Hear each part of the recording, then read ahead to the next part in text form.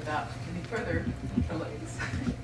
First of all, I want to thank Diane for bringing me here, and she has been a wonderful hostess. I have to be careful around her because anything that I mention that I enjoy, she immediately tries to supply it. So I'm full of roasted duck. She said that I would quack in the afternoon. We've had a really great time, and I appreciate her bringing me to Chicago. My pleasure to be here. I feel fortunate that with the support of my church, I'm a full-time pastor of a United Church of Christ in Cincinnati, Ohio, for a living, and they support my activity of doing things like this by not giving me a hard time when I go away. And the support of my wife, who's a civil litigation attorney in Kentucky, having a phenomenally booming practice at this time. I feel really blessed to be able to do things. And I couldn't have imagined 15 years ago that I would be in the position that I am now of going around and talking about spirituality, because I have to condense everything I'm going to say to you today to fit within the time. But very briefly, 15 years ago, I was a 38-year-old college professor at Northern Kentucky University in the art department, and I taught painting and drawing. And I was married. I had 2 teenage children. I'd been, at that time, tenured for over 10 years, and was doing well as a professor academically, enjoying the fruits of the academic life, and also pursuing my career as a professional artist, as a painter, trying to get exhibits, trying to sort of move out of the regional reputation in art scene, trying to establish unsuccessfully to establish some sort of national reputation. And more importantly, more relevant to this group, at that time I was a non-believer in spiritual things. Now I must digress for just a little bit to explain how that happened. I had grown up in a suburb of Boston, Massachusetts, and my parents had taken myself and my 2 sisters to the local Congregational church. And if any of you are New Englanders, you know that the Congregational church in New England is one of the, probably the predominant religious denomination. But there was no religious interest in the home that I ever detected. For example, we would never, ever pray, or I never saw anybody own a Bible or open a Bible other than a Bible that me and my sisters got when we were confirmed. You know, we got a gift Bible. Wow. And the values of religion and the sort of deeper things of our religion were not part of the content of our home. My father was a very successful and aggressive businessman, and my mother was a nurse, and they were trying, he was a veteran of World War II and trying to pursue the American dream, which was about getting stuff, as George Carlin says, right? And we were accumulating 2 households of stuff, and we had a beautiful vacation home on Cape Cod, which recently was sold for a huge amount of money. And we lived in the finest suburb of Boston. But that was what life was about. It was about getting ahead and being successful. And my father's dream that I would go into business or become even better, his big dream was that I would become a dentist.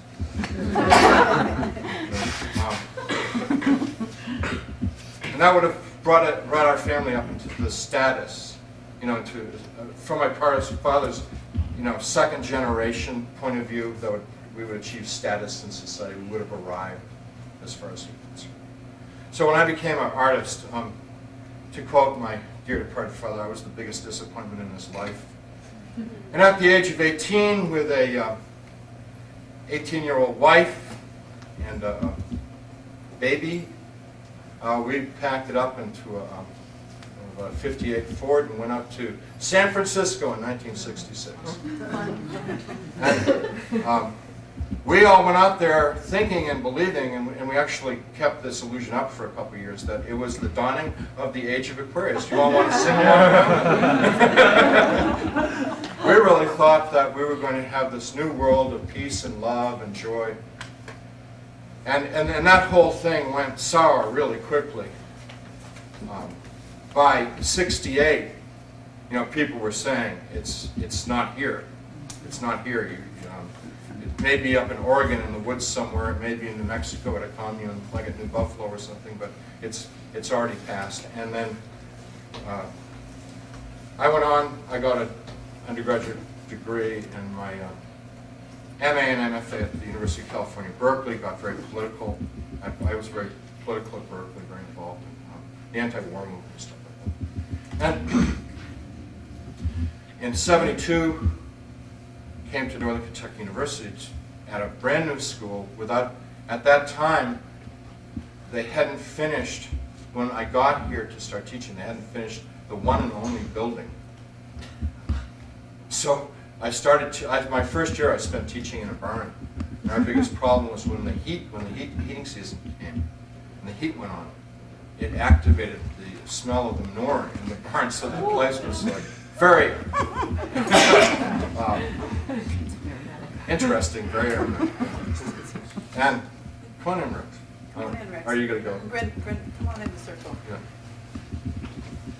I like Rex a lot. He's a great guy.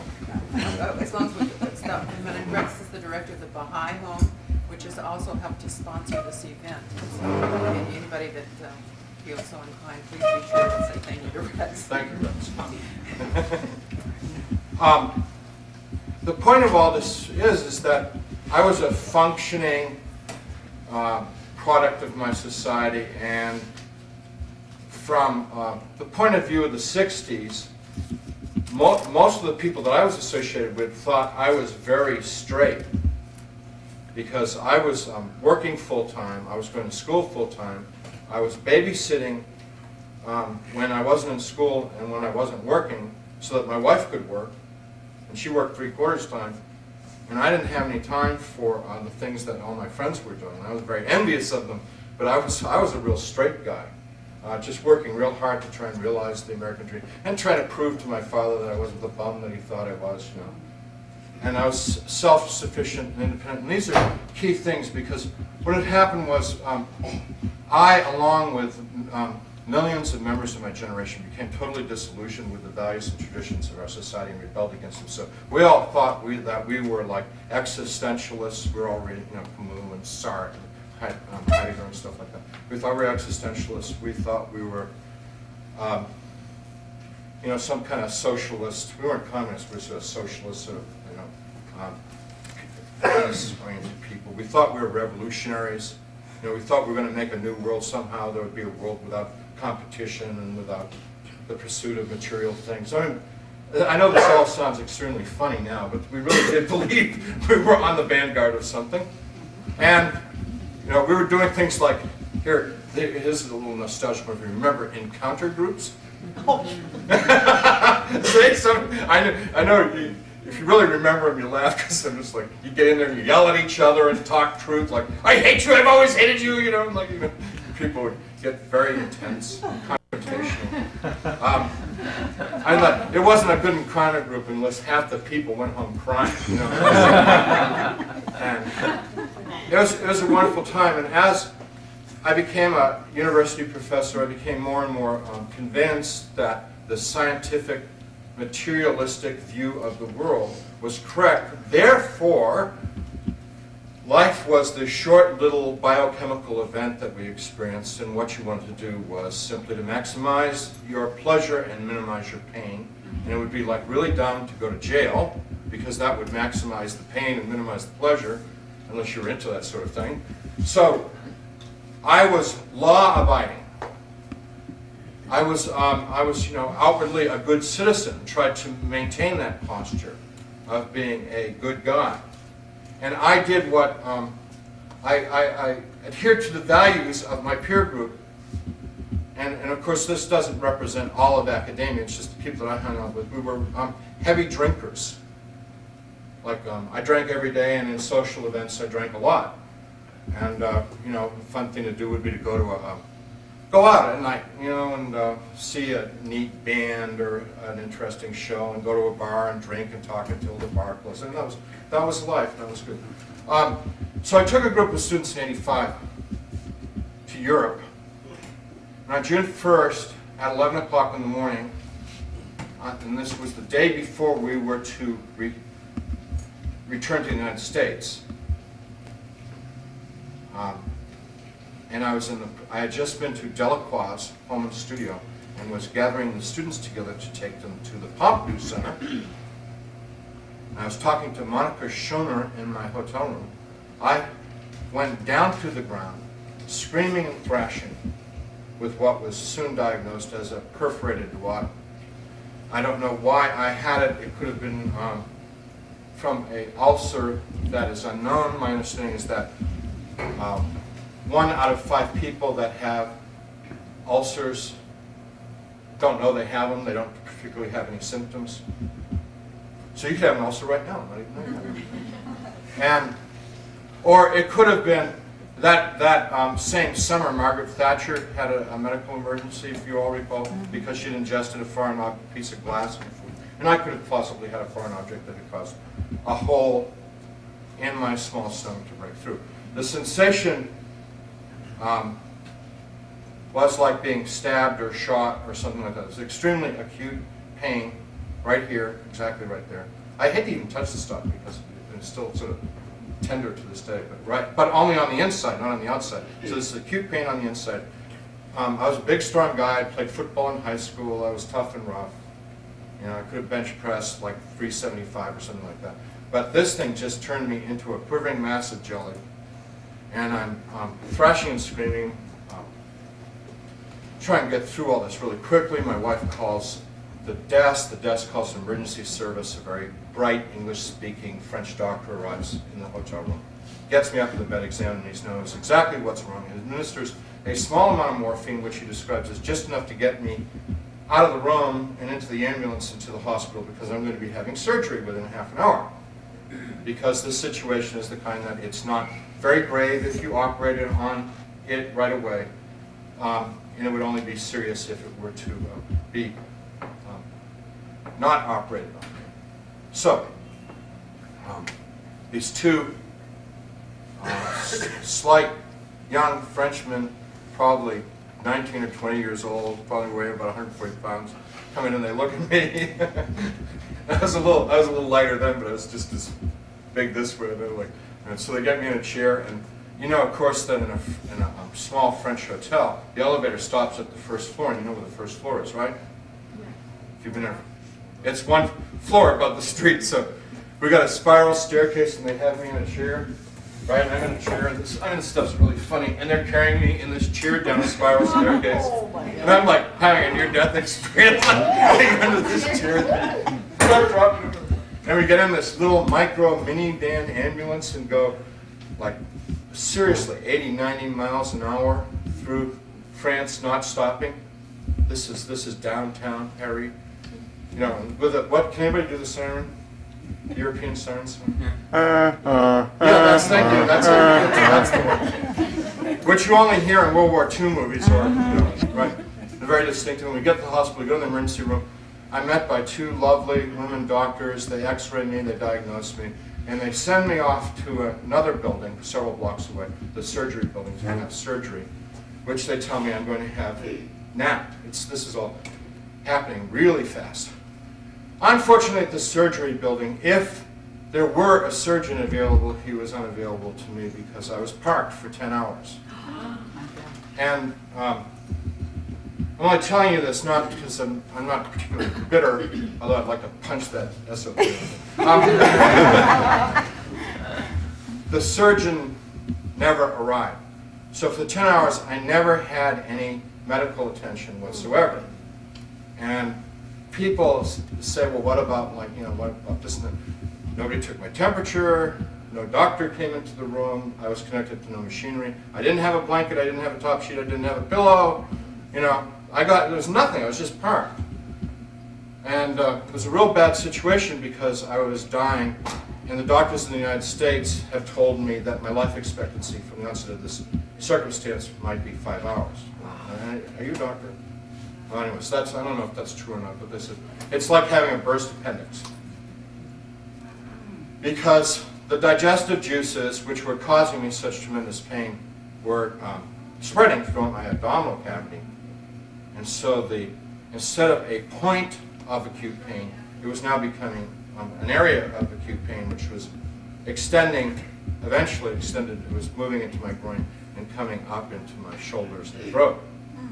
And what was happening is that the hydrochloric acid, the digestive juices, and the bacteria and enzymes and stuff. And then I was completely conscious, and I was standing next to the bed, wearing my hospital dickie, the one with the 3 strings in the back that only the top one's ever tied, so your butt is absolutely supposed to, making you look like the fool of the world, And I'm like, this is very strange because I'm very aware of my circumstances. I mean, everything's clear to me. I know that I need surgery and I've got a perforation and all. I know all that stuff.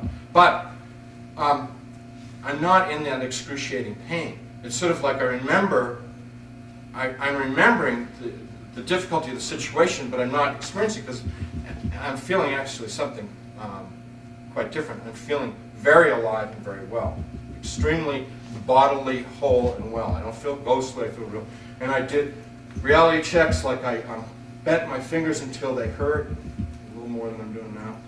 And I did it until it really hurt, and it's like, well, that hurts. And I crossed my toes, and I rocked on my heels, and I touched my naked backside because I could feel a breeze on it. And, I felt my head and like, I was perfect. Hey, things are looking up. Things are really looking up. And the room is light and bright, and everything is a little more real than it's ever been in my whole life.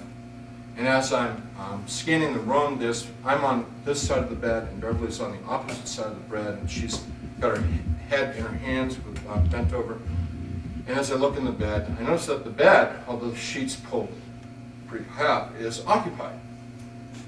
And the only thing that I can see is the back side of a head, which is steering a disturbing similarity to the back side of my head that I've seen on some double mirrors before. So I bend over the bed to look at the face that's connected to the body in the bed, and to my surprise, horror, and total confusion, it looks remarkably like me. Which, to any rational person, you know that this is not possible. So now I'm trying to think of, like, how could that be me? So the only thing that I could think of, and I was aware that this sounds really nutty, but it was the only thing I could think of. If you have a better explanation, I would still welcome to it. I was convinced that while I was unconscious, these tricky French had come up and made a quick mold of my face, put hot wax in it, and put it on a dummy, and put it in the bed. But the problem with that theory, that could conceivably work, but the problem with the theory was, why would they do that? Well, the only thing I could think of was that I was so mad at them for not giving me any medical attention this whole afternoon that they were messing with me. I mean, I would have used a stronger term years ago. You know that one. They were doing a thing on me. Now, why would they do a thing on me? It made no sense at all. And I also had liked the French. I loved their art. I mean, they made the best art, in the whole world. And Monsieur Florin and Madame Florin were wonderful. And they were right there. I mean, they wouldn't have allowed it. Monsieur Florin never would have tolerated this great, hoax on the fat American. Right?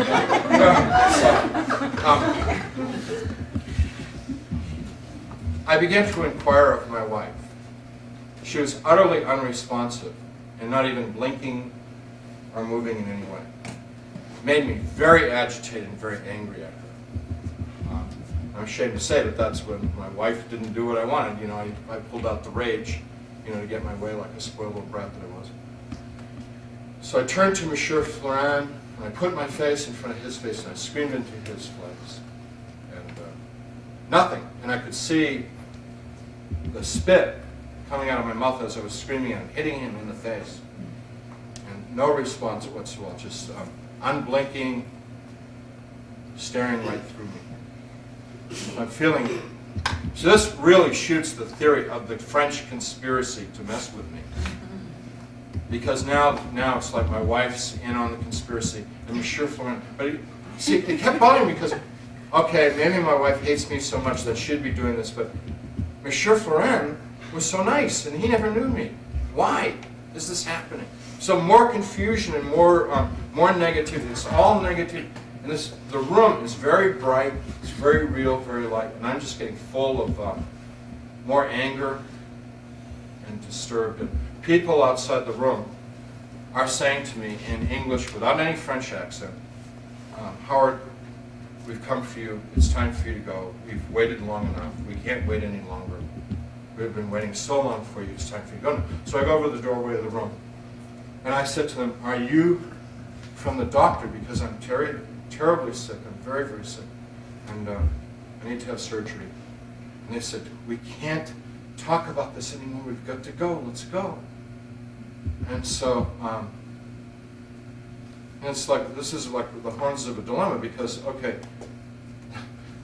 there's the sure thing of my wife, the only thing that I have to hang on to in this strange French hospital, you know, but then there's this disturbing thing of the body in the bed that in my heart, I know. I mean, in my heart, I honestly do know that it's me. But in my mind, I'm trying to think of some like logical explanation of how that could appear to be me, but it couldn't be me because it's not me. And then there's Monsieur Florent, who I have a strong feeling of attachment for. And then there's the people out the room. So I figure, okay, my best shot is to go get the surgery, and then everything's going to be all right. Now, I did give you a exact verbatim of the kind of conversation that I was having with the people outside the hall. So when I stepped through the lighted doorway, the light in the room, out into the hall was significantly dimmer and grayer and fuzzier. And there was maybe a dozen or more people out there. There were men and women, but they stayed back from me, and they were very difficult to discern anything about their features, except that they were adults and very drab. And in my memory of all this is that it was all black and white now, for some reason.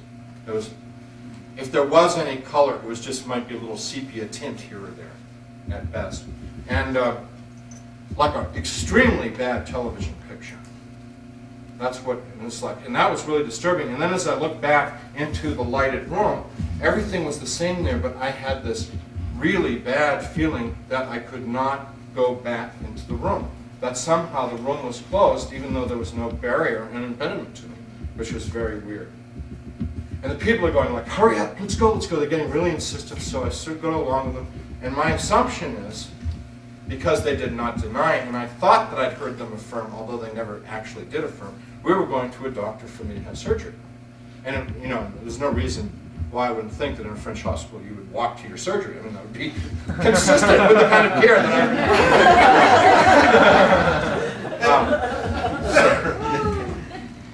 we're walking, and I can't describe, so there's no sense of time from now, there hasn't been any sense of time ever since this experience started. And I'd always had an acute sense of time because as a college teacher, you have to know the clock and work. You know, you just develop it as a skill. And I've been teaching for a number of years, and you know how long to let things go and how. So, but I'm very aware there's no sense of time. But if I were to recreate the walk that I'm talking about right now, I would have to walk like from Cincinnati to Columbus. Wow. It'd be like that kind of duration. That it would have that feel to it. Of just this extremely long, incredibly boring, uninteresting one. No features, no walls, ceilings, windows, furniture, nothing. Just a flat, endless plain that we're walking on walking speed. And I'm becoming like really worried and upset because I was brought into the surgical hospital on a gurney on my back, screaming in pain as they bounced me along over thresholds and things like that. But I knew that there's no way this hospital was so big that we could walk forever and never see a door or a wall or anything. This is all wrong. You know, it's very, very wrong. But the problem is that we had lost the lighted doorway that we'd come from. That was gone. And the people were increasing in number and getting more and more insistent and rude. And some of them were beginning to talk about my buttocks. And then I would say, like, I can't believe somebody said that. And then they would say, wouldn't say anything. And say, like, excuse me, I don't like people making, you know, I'm trying to hold my, like, thing closed, you know, I'm walking along. And they're like, and they said to me, shut up. Who asked you anyways? Stop talking. I'm like, I'm sick. Don't treat me like this, I'm sick. And they're getting, like, ruder and ruder, and it's getting uglier and uglier. I'm getting a really bad feeling about this, you know. But what is the alternative? I mean, what's the strategy to break this? And I never felt the least bit tired. Felt absolutely normal and no fatigue whatsoever. And we get to a point, and it's so dark I can't see anything anymore, and there's a lot of people around us. And I say to them, I'm not going any further, I'm going back, which was a complete bluff on my part because I'm in the dark and I have no sense of what back would be. I mean, any direction would be forward. It made no sense.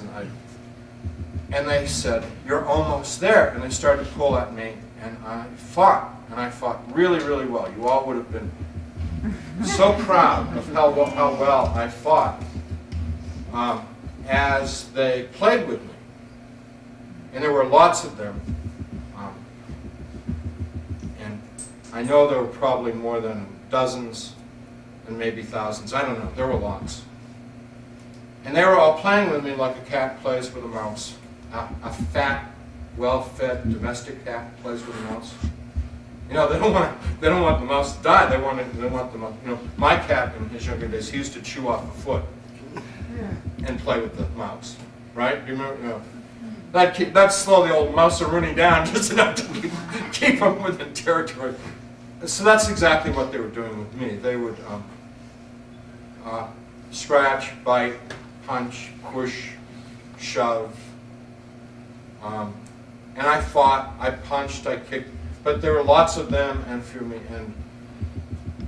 And it was very clear that they took a great deal of, I hate to use this word, pleasure, but actually what it was, they got sensation out of my pain and out of my torment.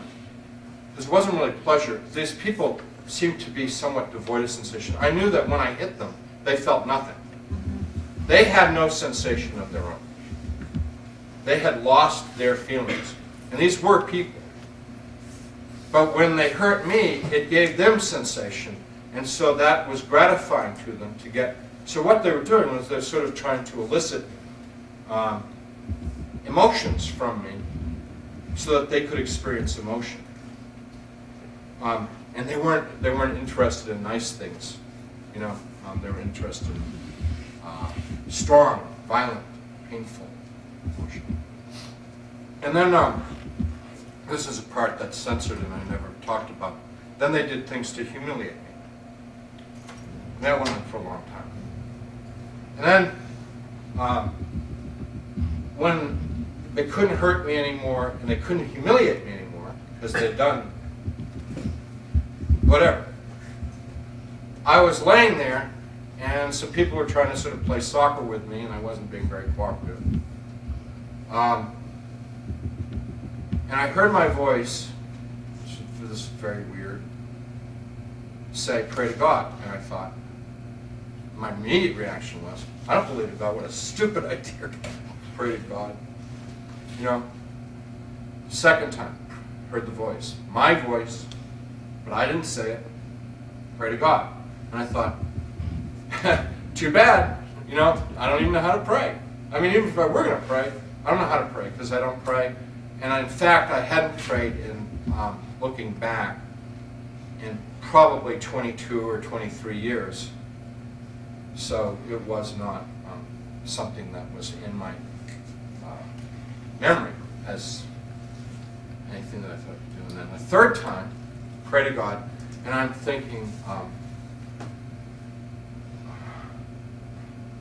I don't want to give you the impression that I believe in God or anything. I don't. I just, this voice, while being kicked around, is saying, pray to God. And I'm thinking, weird. When I was young, I used to say, Our Father who art in heaven, though I walk through the valley of the shadow of death, for purple mountains majesty, waiting. No. God bless America, the land that I love. Stand beside her and guide her. No, that wasn't true. That was, I pledge, my Lord. And it's not, I can't get one, because my thought was that a prayer was something that you had memorized and recited, because that's all I had ever experienced as prayer in my entire young life, was that you were given these things to memorize and then you recite. So I'm getting all this stuff, all these memory things. I even got a little bit of the quality of mercy is not strained to drop because of gentle rain upon the place. Beneath it is twice blessed. I got a little bit of that in there. I'm trying to dig up some stuff. And accidentally, unintentionally, I lit some of this stuff, I sort of muttered some of this stuff. And the people around me, it was as if I was throwing scalding water on them. When I mentioned God, even in the most frivolous way, they found it unbearable, and they were saying to me in the most vulgar language that you cannot imagine. You can't imagine how vulgar they were. And I'm not going to attempt to recreate it because it's too awful, but they were saying there is no God. Stop mentioning God, and if you don't stop mentioning God, we're going to really hurt you now. Because what we've done to you so far is nothing compared to what we're going to do. And you know what I was thinking? Boy, they really hate this. This is great. Because I finally, revenge is mine. You know, I'm going to get back at them. So I'm trying to think of stuff that has God in it. You know, like I'm like, hey, God bless America! You know, good stuff.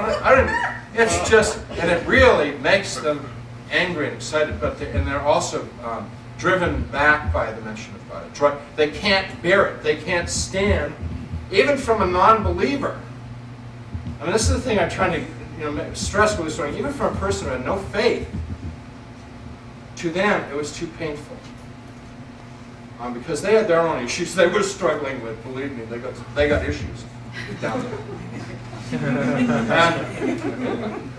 And, they retreat into the darkness and leave me alone. Now, this part of the experience is the longest part of the experience, and I have nothing to tell you about this part because they left me alone, and I got to think about what had happened, where I was, and what was going to happen. And a brief summary is that I realized that I had gone down the sewer chute of reality into the cesspool of the universe. And that I was no longer a member of life on earth. This is from a person who doesn't believe in life after death, but I realized I was no longer a part of earth, and that I was somewhere in a cesspool with the other cesspool people. And I also realized, and I'm not proud to say this, that I more or less belonged in the cesspool because I wasn't that different than the other cesspool people. Because I had lived my life spiritually, clawing, biting, scratching my way to success. And believe me, I'm not proud of this. And not loving people, and not giving of myself, but only taking all the time, always taking. And now I was with this refined company. They had been refined down to their same essence of biting, clawing, scratching.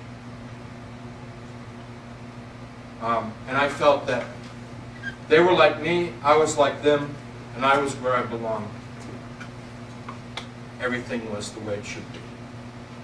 I felt that, I didn't know these things, but I felt them very strongly, that I was going to be there forever and ever and ever and ever, and it was going to get a lot worse before it was going to get better.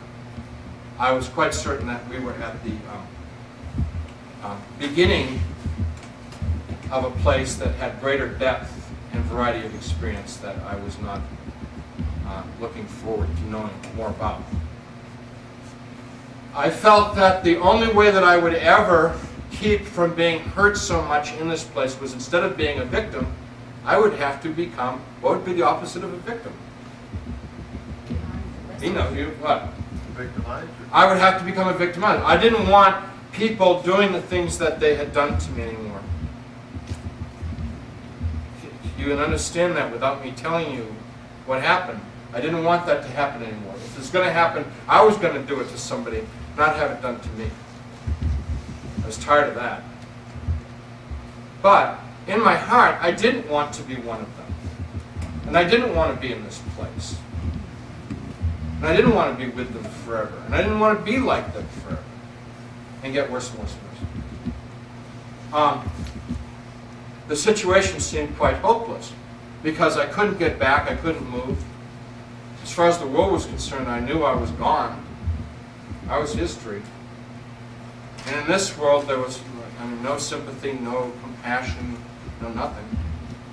So I'm sinking deeper and deeper into despair, when a very vivid memory came into my mind. And the vivid memory was myself as a child singing in a Sunday school classroom, "Jesus Loves Me." And the thing that was so extraordinary about it was, I didn't at that time, I hadn't remembered that for more than 30 years. I mean, this was something totally forgotten that just pops up. But more importantly, I felt what I had felt as a child, which was absolute innocent trust in something other. And I must tell you that my faith and trust in my mother and father had died. My faith and trust in my wife had died. My faith and trust in my best friend had died. I didn't believe in anybody. I didn't trust in anybody. And what I was hearing from this little child who had been me more than 30 years ago was that I really trusted somebody and believed in somebody, except the problem was I didn't know who that was. It was a name.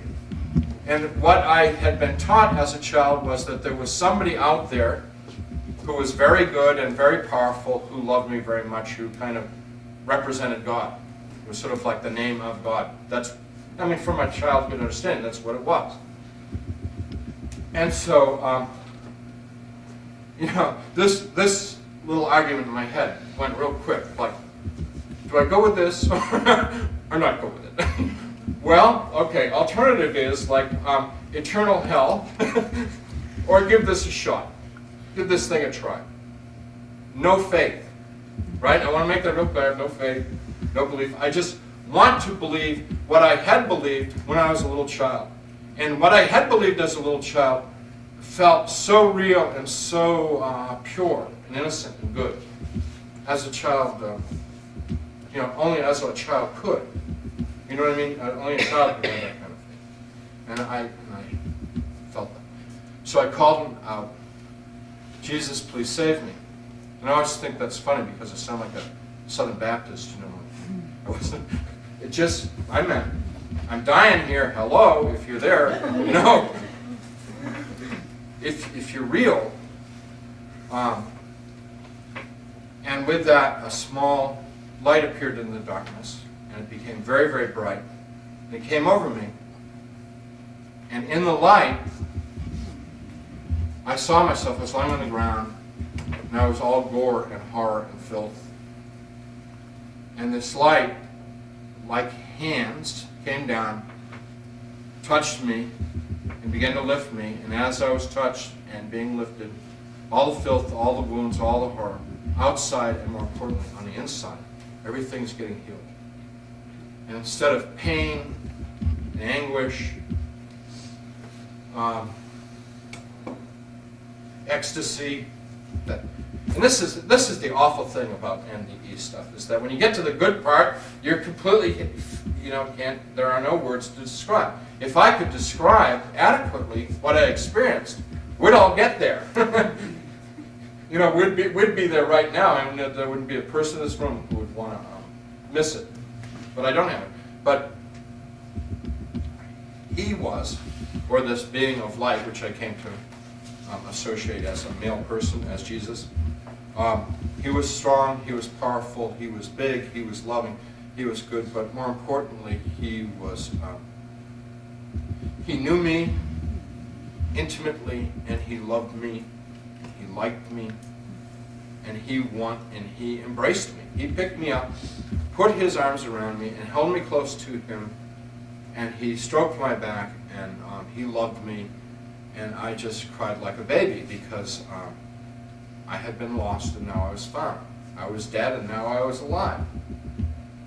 And as I was crying, he took me up. We went straight up and out of that place, and we're traveling towards what appeared to be a sky full of stars, except that all the stars were in motion except for one focal point of stars way off in the distance, which I realized everything was moving in relationship to that focal point of light, stars, whatever. And as we were approaching it, with it still far, far away, I was getting even more intense feelings of love, but also of purity and goodness and holiness. I don't know. I was getting like tactile sensations of holiness and goodness. And that made me feel really, really bad. Because I thought to myself, I'm a piece of, see if you can guess the word. I was talking to a church group and I let the word slip out and I went, oh my God, I'm going to go to hell because I said the S word. Oh. Paka. I'm filth. I'm garbage. I'm from the cesspool of creation. And there's all this goodness and love and holiness. And this is what I'm thinking. And I thought to myself, they've made a terrible, terrible mistake. I don't belong. With that, we come to an immediate halt. And this person of light speaks to me for the first time. And from henceforth, now that he's spoken to me, I'm going to refer to him as Jesus because that's who he was and that's how I knew him and all. And he said, we don't make mistakes, you belong here. And I'm like, oh, he talks. You know, he flies, he hugs, you know, he talks. This is great. Oh.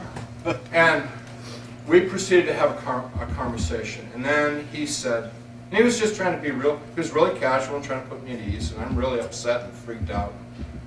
Got a million questions. He says he wants to bring over some people for me to meet. He said people, and then the people that came over were just like him, you know, light. And with more small talk. I'll tell you one funny bit that was going. In the dark place, I had lost my hospital gown. So when I was with Jesus, I wasn't worried about, guys, right? But when the people came over, I didn't know who they were until they began to talk to me. I realized some of them were women. So now I'm talking to them like this, because I'm embarrassed. And they thought that was very funny because they said they'd seen it before. Not of any interest to them. So we're feeling really chummy, and everything's going great. And there's about these 7 of these angels or people, whatever, they're hanging around, and Jesus and me, and hanging in space. And they said, we want to show you your life. Oh, hey, that'd be fun. I'm very narcissistic. I'd love to see my life. Let's all talk about my life, my favorite subject. And so we're in a circle, and they're showing me images of my life. And it was interesting because the images didn't have backgrounds. It's like, the theater where they just have props, but there's just a black curtain in the background. It was like that kind of show. And the images were from another point of view, not from the point of view of my life. So it was not my memory. And a lot of things that we saw only became familiar, sort of like deja vu, because there were things that I forgot. And they're showing me these like dumb scenes of my life, like me knocking something over in the kitchen and my mother cleaning it up. And my mother not being mad at me. A little frustrated or a little perturbed, but not mad, and she loves me. I'm like, so they're showing me this like incidental, unimportant stuff. Me and my sisters frolicking, me and my sisters fighting, and I'm a happy child. And typically sort of loving, dysfunctional American household, like that we've all grown up in. And Jesus and the angels are all pretty happy with this happiness and this childhood innocence and frolic. But things begin to go sour in the family. And without getting into a big thing, like my father gets a promotion and he's promoted way over his emotional capacity, the responsibility that is given. He's coming home way late with a lot of stress and a lot of anger. And we all start avoiding him like the plague because he's like the big bad bear. And the one thing you don't want to do is meet the big bad bear, so it's like hide from dad, and then you get called for supper, and somebody was going to get whacked in the head. My father had a great backhand shot that he could, it was just sneak up on you and get you in the head with his backhand. And I was withdrawing. My sisters were starting to do weird things with their lives that my father definitely wouldn't have liked if he'd known what they were up to. And the whole dynamics is going bad. And the angels and Jesus are all feeling really bad. I mean, they feel real empathy, real sadness at the lack of love and support and caring that's going on. And as my life goes on, I see myself becoming increasingly self-sufficient and strong and successful and manipulative and cruel. And they're feeling really bad about this, and they're expressing how much this hurts them to me. But while they're expressing this, they're also continually letting me know that they love me. So I would like to make an important distinction between that God loves us and heaven loves us, no matter what we do, but they may hate what we do. Now this may sound strange, but you all do that with your children. I assure you that. I know many times as a parent when my kids did things and I had to pretend to punish them and be mad and stuff like that, but I loved them. I might have spanked them, but if you'd come in and spanked them, I would have, cut your head off. You know what I mean? I always loved them. No matter how much they frustrated me, I loved them. Even though I was very, very upset with things that they may have done. And it was made very clear to me that God and heaven feels the exact same way about us. When we got through with my life review, which I was extremely disappointed in, to say the least, because they had absolutely no interest in the whole things that I'd spent my entire life pursuing. And everything that they were interested in, I had eventually given up as unimportant. Like I didn't think my wife was very important. I didn't think my children were very important. Use your imagination. You can figure out what I was like. So they were secondary. If they were fun and didn't get in my way, great. But I just didn't have a lot of time for them. And I was really anxious to end my life review. And they kept going on and on and on, showing me stuff. And finally got to the end of it. And they said, "Do you have any questions?" It's like, whew, I get to change the subject, So I started asking them like all the harebrained questions I can think of to ask them. Like, is there life on other planets? And what are they like? And when will we, have they been to Earth? And they're answering all of my questions patiently, kindly. They used lots of audiovisual aids, which I appreciated as a teacher, that they were very, they would show me images of things that I was asking. Like when I asked them if there were other life in the world, they showed me a parade of different life forms and stuff like that. We talked about history, and one of the things, we talked about war, we talked about the Holocaust, and we would I don't know whether we went there or not, I don't think we ever did. It was sort of like the image that they presented was so vivid. It was like we were in the middle of it, and like we were in World War II. We were in a concentration camp. You know, we were in the ovens. We went to a lot of places, and it was very intense, and there's a lot of things. Okay, fine, great. I'm not interested anymore. Enough of this, thank you. And we talked about the future, and they showed me what God wants the future to look like and should look like. And we talked about the Bible and other things that Jesus did and other places he's been. And we talked a lot about heaven. And heaven, if you don't know this already, you should know it, is fun center of the universe. Heaven is Disneyland to the nth degree, because we're the creator and all of the creators, little co-creators, which is what the position that we're all aspiring to evolve into, are up there cooking up like love and joy and excitement and new creation all the time. It's just, but, you know, on an entry level, heaven is just getting to see and experience. You don't really get involved. You don't get any responsibility, for a long time until you're ready. And so finally, after all these questions and answers, I said, I want to go to heaven. Which, that's a real, absolute no-brainer. Anybody on this planet who knew about heaven would want to go to heaven and would be willing to cut their head off, like right now, if that would get them to heaven. Unfortunately, that's not how you get to heaven. Mm-hmm. So that there's no easy way to get there. The only way you get there is by learning what it is you were down here to learn. Mm-hmm. Heaven is where we are known and loved, and where everybody who has sought God in their lives is.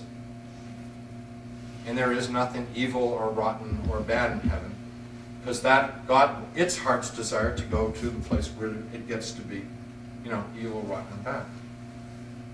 And they said, you can't go to heaven.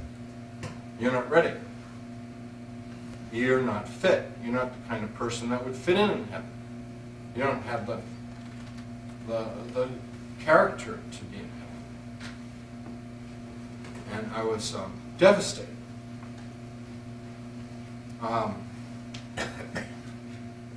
Because everything that I could possibly want would be to go to heaven after I learned about it. And they said, you got to go back to the world and try and do it a little better than you did before. Live the kind of life that God created you to live in the first place. So we had a huge argument. And just a good time to just briefly run through some of the things we argued about. I told him that, I said, now this is me talking to Jesus and the angels. How arrogant I was. I said, you can't send me back to the world, because the world is full of cruel, evil people, and it's just full of ugliness and pain and suffering.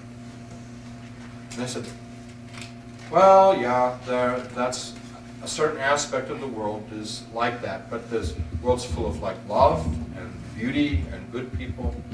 And if you're loving, you'll be surprised how much love you'll attract. And if you're evil, you won't be surprised at how much evil you'll attract. And if you seek the ugliness in things, you'll find the ugliness in things. And if you seek the beauty in things, you'll find the beauty in things. So you can make out of the world much of what you're going to experience by what's in your heart, what's in your being. Okay, fine. Why don't I go to heaven and you take care of my wife and my kids, because you do definitely a far better job than I could ever do. And then everything will work out great. And I said, well, actually, you have to go back and take care of your wife, your kids, and your mother and father and your sister and some of your friends, because God created you to take care of those people. Your whole reason for existing was to be there for those people. I'm going, my father and I hate each other, and they're like, yeah, we know. You're not doing a very good job with your dad, And I'm like, I know. See, by the way, this whole conversation is all telepathic, so I never said a thing. I thought something, they put their thoughts back on. So anyways, I'm like, I haven't been a very good husband. It's like, yeah, right, you could work on that. So, okay. I can't go back because if I go back, I'm going to make mistakes. And if I go back and make a mistake, this was all for nothing. Because I will have been bad. And I cannot possibly be perfect like you would want me to be perfect. And I knew they wanted me to be perfect. And they thought this was so funny. And they said, God loves you the way you are. Make mistakes. You were made to make mistakes. Just try and use the mistakes as learning experience and stop sort of indulging all the mistakes that you make. And that if you make any important mistakes, if you take that mistake to God and say to God with real, true sorrow in your heart that you've made a mistake, and give that mistake up to God and ask God for forgiveness, God will forgive that mistake. And that mistake will just not even be consequential anymore. It's history. It's gone. It's off the record. So you can live down there, make mistakes, learn from mistakes, and keep going. All God wants from us is wants a little growth, a little progress, a little acknowledgement of who we are as the people of God, as the children of God, that we're supposed to try and improve and be a little better, treat each other a little better. And I said, well, what if I asked God for forgiveness and I can't believe God forgave me? They said, don't do that. They're very clear on this. They said, if you ask God for forgiveness, accept the forgiveness. To deny the forgiveness by carrying around guilt is an absolute insult to God. It's like if I went to my wife and said, will you forgive me? And she said, I forgive you. Everything's going to be nice from now on. And then every day I went around and said, you don't forgive me. You don't forgive me. Wouldn't that be insulting her? And we do that to God. And they explained to me that's a very bad thing to do to God. When God sets us free from our sins, rejoice, be happy, and live life with joy. That's what they wanted to get across to me. So they keep defeating me at every turn. And so finally I said to them, I cannot go back to the world because no one has ever known me or loved me like you love me and know me. And if you send me back to the world, I suspect that you won't be hanging around like you are now, right? And I said, don't you know we've always been with you and we always will be with you? And I said, I never saw you before. I never heard you. Is that how you're going to be? Like you'll be with me, but I won't know you're with me, kind of? And they said, yeah, well, it's going to be the same. Well, I said, well, that's like not being with me. It's, not ever hearing you, not ever seeing you, not feeling you, not knowing you. I said, it will kill me to lose this love that I have just found. Can you imagine falling in love, like for the first time in your life, and then the person saying, bye, you're never going to see me. You're going to a place where you won't know me. And I said, I can't do it. I cannot do that. I said, you're going to break my heart. Do you want to break my, you want to do that to me? And they said, look, there is a way to get in touch. And I said, what? And I said, well, you can't make us known to you. But if you pray really hard, sometimes, every once in a while, something's going to happen, and you're going to know we're around. And I said, well, like what? Well, I hear you. And I said, well, don't worry about it. Just know that you'll feel the love. You'll feel the love around you if you really come to us. But they said, don't expect it to happen every time you want it. It'll happen when we want it to happen, not when you want it to happen. And so I said to them and to Jesus, do you promise? Do you promise? Do you promise? Do you promise? Do you promise? And I went around the whole circle, made every one of them promise. And they all promised. And I said, if you'll help me out, sort of give me a boost every once in a while, let me know, I'll go back. So with that, I was in the body, in the bed, in the pain, and a short while had passed, maybe like 20 minutes or so had passed, or half an hour, from when the nurse had come in and said, there's no doctor available. This was closer to 9 o'clock now. And as soon as I came back, the nurse comes walking back in the room, the same nurse, and she says, a doctor has arrived at the hospital and we're going to do the surgery right now. Some orderlies came in, bodily removed my wife, and they prepped me for the operation. then as I was being taken out on a gurney past my wife in the hall, I gave her a big happy smile in the midst of all my pain, and I said, everything's going to be wonderful from now on. And she didn't. She totally misunderstood that. She thought that was like, the condemned man, saying something brave. But except I meant it at face value. I meant like, it's a whole new ballgame. And after, I got time to take one for the story. After the surgery, I woke up in this recovery area. And I was on a stainless steel table, naked. And what woke me up was like cold water, hot water, cold water, hot water. And what they were doing was they were washing my chest and abdomen. And there was this sort of maroonish stuff all over me that they were scrubbing off. It wasn't coming off. So they would take hot soapy water and scrub gently, but the water was really warm. It felt great. Trying to get this stuff off me. I had staples from stem to stern here. And then they would take really cold water and rinse off the hot, lathery water, and then they would scrub some. And it was like, whoa, good, bad, good, bad. And I opened my eyes, and this nurse, I speak a little French, very little, but she looked at my eyes opened up, and she said, he's awake. And so she called to the doctor who was on the other side of the room, and he said, it's not possible that I couldn't be awake. And she went over and talked to the doctor and said, he is awake, come and see, his eyes are open. So the doctor's coming over the room, and I see him coming at me. And it's like, I'm mad at this doctor because he's, really given me a miserable day, so I don't want to deal with this doctor. So I close my, I've never met him. I've never seen this doctor. I don't want to see him now because I'm feeling really tired and grumpy. So I close my eyes. So he comes over. He chews out the nurse royally in French for bothering him, because obviously I'm asleep and I'm not awake. So he leaves. So she bends over and looks to see, because my eyelids are fluttering, to see if I'm really awake or not. So I pop open my eyes and give her a big smile and say hello. And she reels back in horror, and she yells out, he is awake, he is awake. So I immediately go, uh-oh, the doctor gets. So I close my eyes. And then I asked her, I said, is this heaven or is this the world? Well, she didn't understand what I said. And I said, is this the world or is this heaven? Because I want to go to heaven.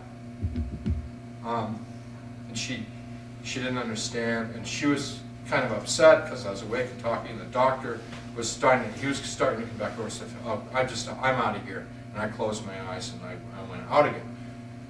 When I woke up, a little while after I woke, my wife came. This was now Sunday morning.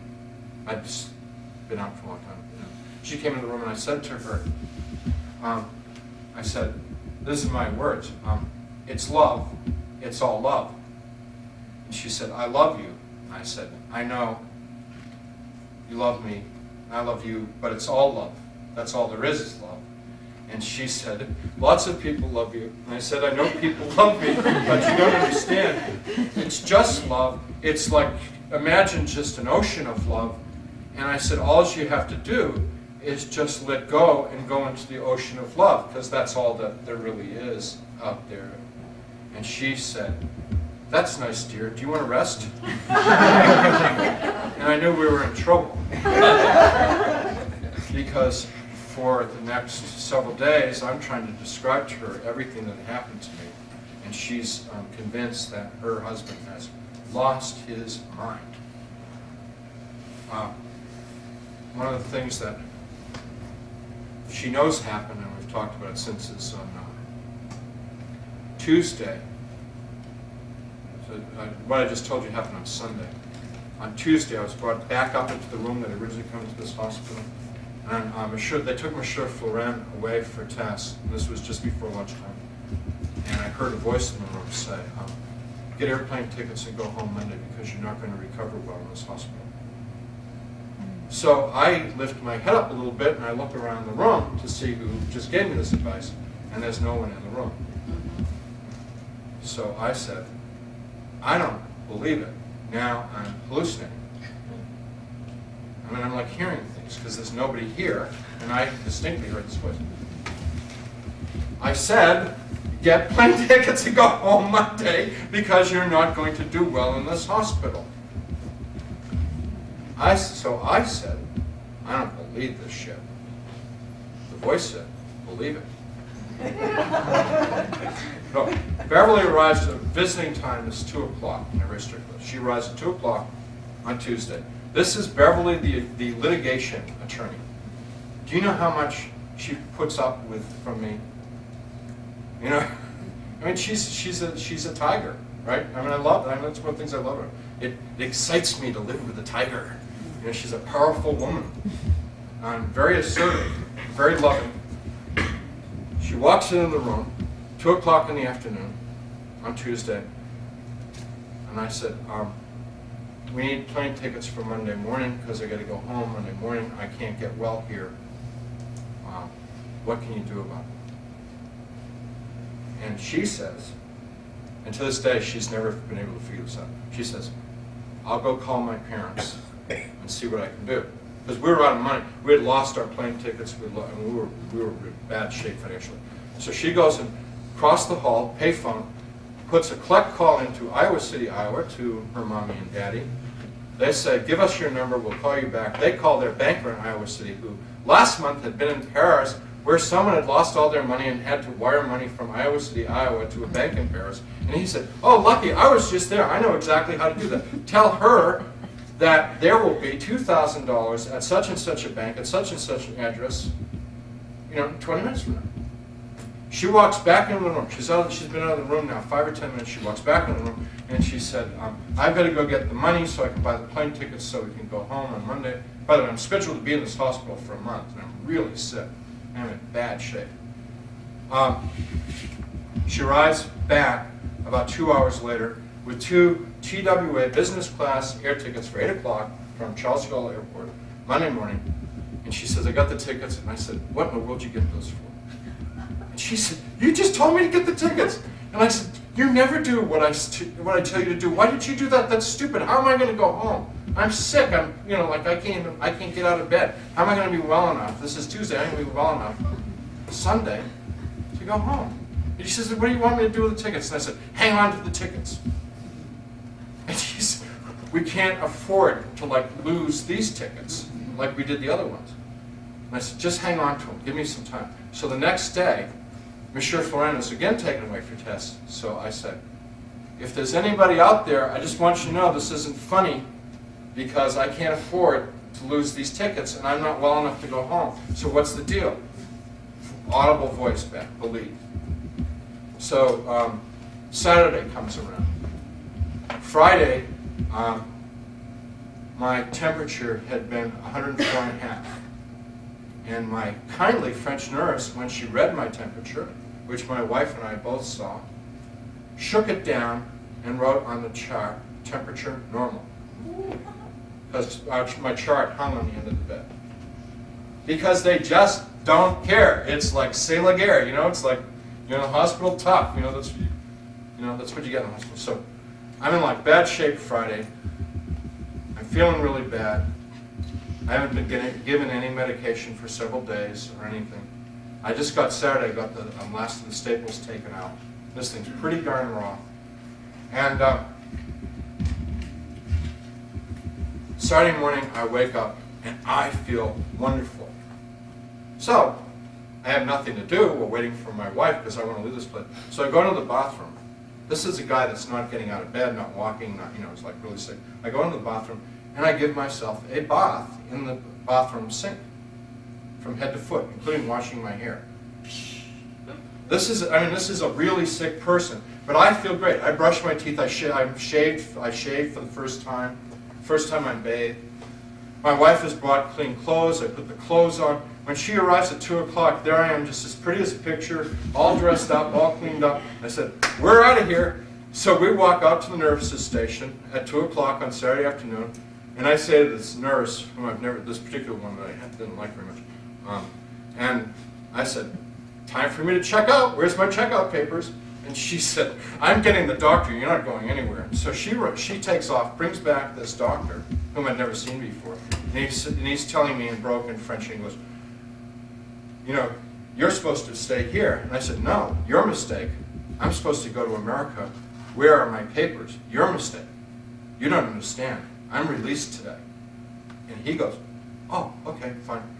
And he fills out all these forms and releases me.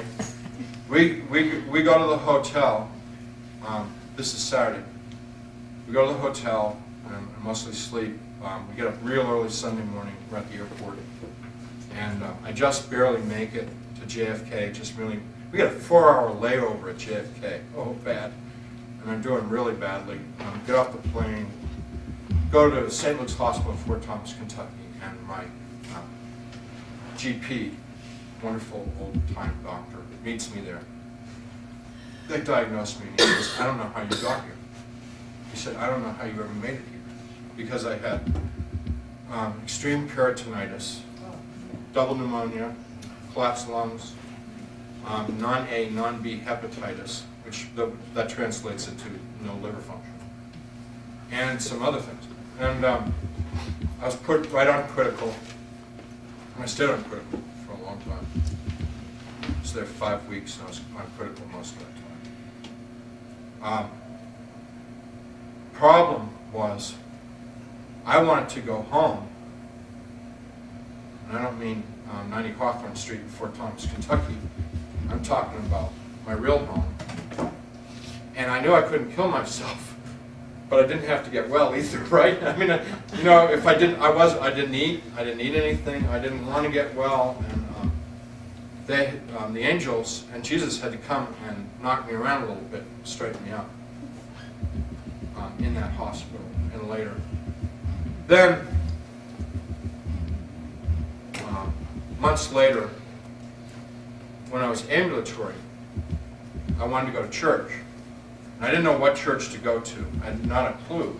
I didn't know whether I should be, I was like reading a lot of stuff, and I thought I could be Baha'i, I could be a Buddhist, I could be a Muslim, I could be Jewish, I didn't know what to be.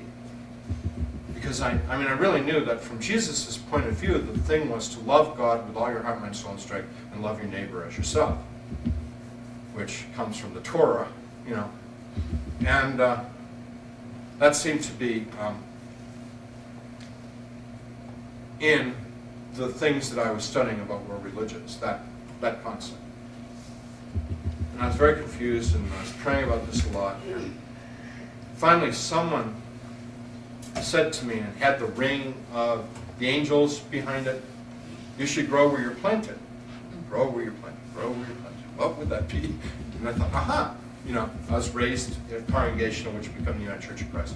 So I said to my wife, have you ever heard of the United Church of Christ? Is there one around here? She says, there's one a mile from here. I've been there many times because your daughter's sung in school concerts at that church. And I said, is it a nice church? She said, it's a very nice church. And I said, let's go to Sunday. So we go there, and I'm now ambulatory, which consists of me being able to go to the bathroom, do it, and then get back into the chair and then like sleep for an hour out of exhaustion. So off we go to church, and I'm all dressed up. I weigh 160 pounds, which is, guess what I would look like. I can't even imagine what I would look like at 160 pounds, you know.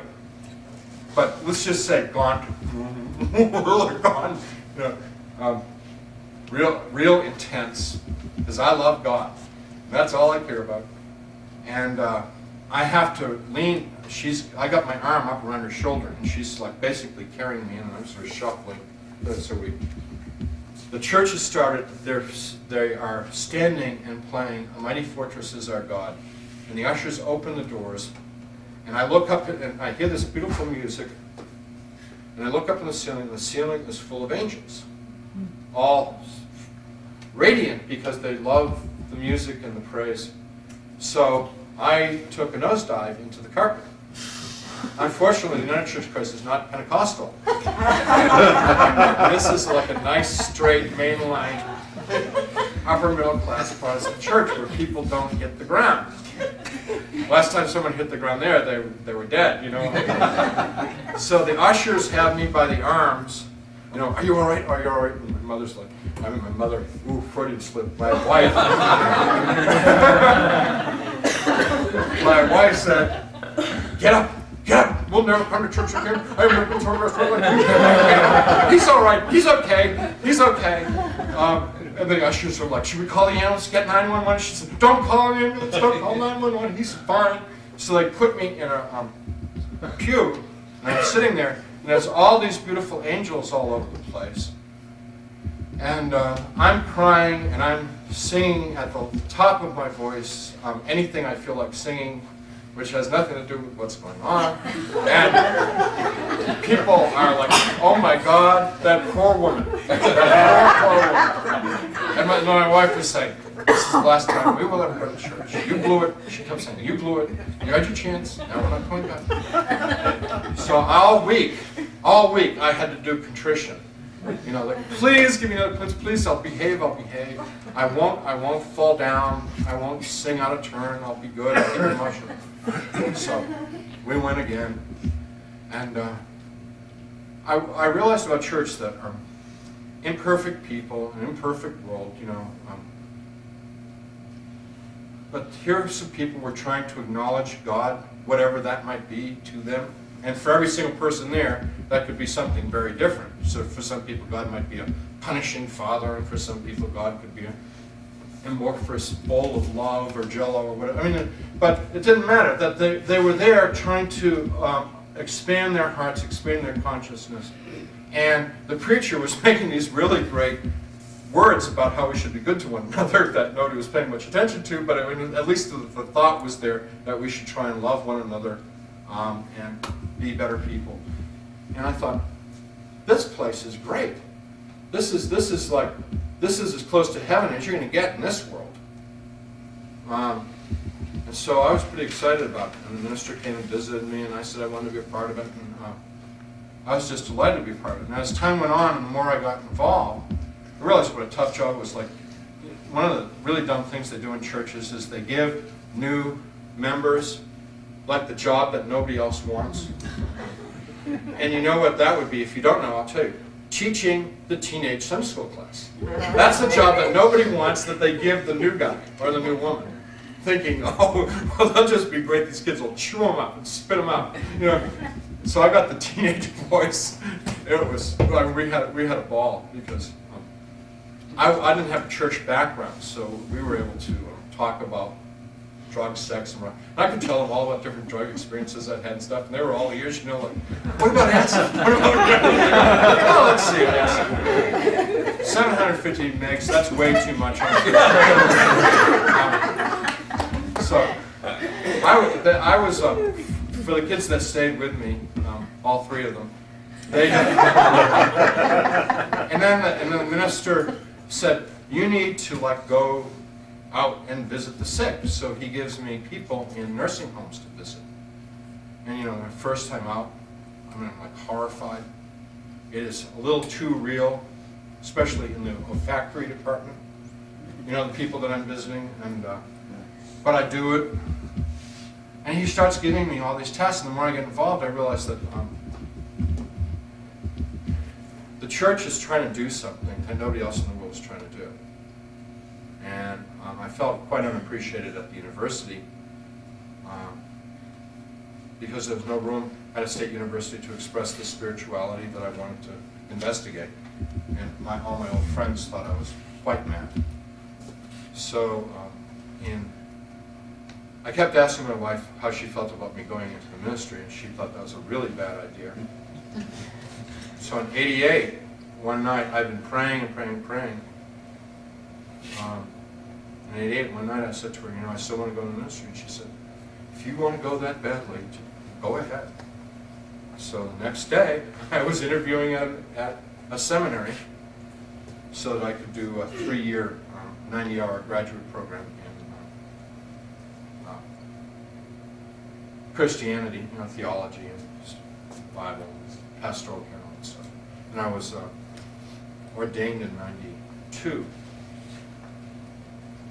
That's the story. It's been a really interesting ride.